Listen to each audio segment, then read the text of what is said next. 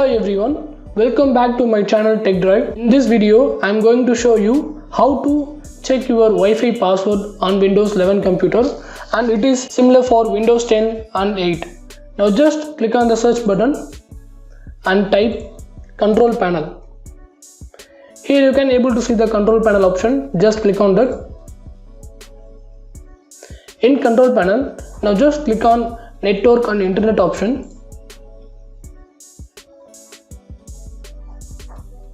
At first you can able to see the option network and sharing center.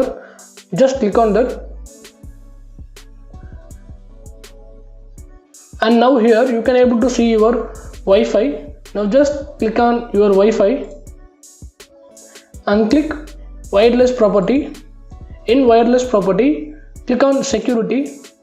Just check the box. Here you can able to see your Wi-Fi password.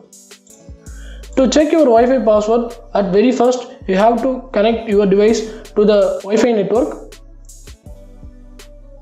I hope this video is very useful for you. If you really like this video, do like, share, comment and subscribe. See you all next video. Bye bye. Take care.